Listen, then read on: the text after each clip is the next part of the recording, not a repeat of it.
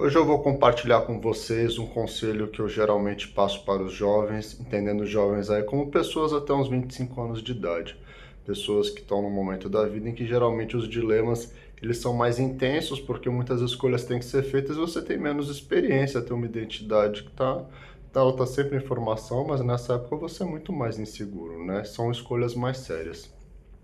Quando os jovens eles têm dúvidas do tipo relacionadas a escolhas de vida muito sérias, como se eu me dedico a determinado de estilo de vida ou outro, se eu me dedico mais à minha família, ou a amizades, ou à profissão, ou a um hobby que eu tenho, eu sempre sugiro para eles refletirem sobre isso, eles observem os parentes deles. E eu vou explicar por que que eu passo essa sugestão.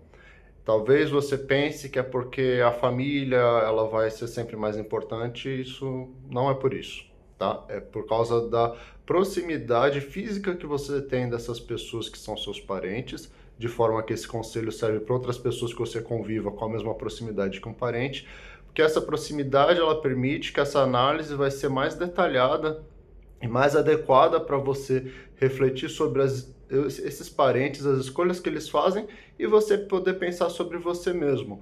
Geralmente, quando eu tenho pacientes nessa faixa de idade que eu falei, eu dou essa sugestão. Isso não é psicoterapêutico, é algo que eu desenvolvi na minha própria reflexão, minha própria filosofia de vida.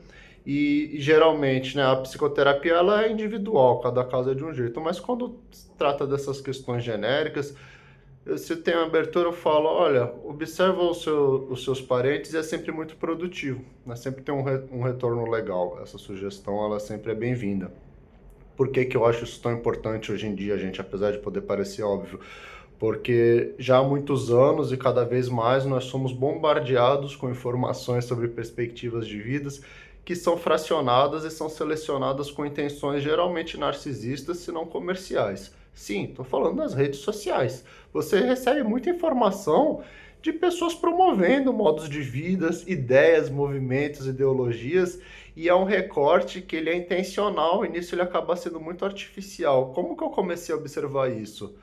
Vou ser bem sincero, foi vendo crianças às vezes de 4, 5 anos reproduzindo discursos que eu sabia que eram de pessoas na faixa de 40, 50 anos que não estavam muito, nada bem na vida, para ser mais específico, pessoas muito frustradas. E eu via pessoas novas repetindo esses discursos que eu sabia que elas estavam vendo pela internet, ficava claro de onde estava vindo, né? Quando são parentes que você vê quais são as influências mais próximas, eu via como era incoerente esses discursos estarem tão cristalizados em pessoas tão novas que nem tinham experiência para ter passado por isso.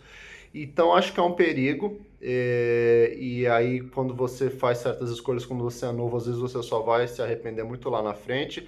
Então, as escolhas elas são sempre pessoais, mas a recomendação que eu faço é, para ter essas reflexões que são pessoais, use como recurso observar os seus parentes, não só por serem seus parentes, mas por essa proximidade que vai permitir uma análise melhor aí para você, de mais qualidade do que essa poluição que chega na gente, que são várias perspectivas que são de pessoas que você não conhece. Então, é a coisa mais comum elas estarem falando que elas estão muito felizes e que você devia fazer isso, e às vezes nem elas estão bem, né?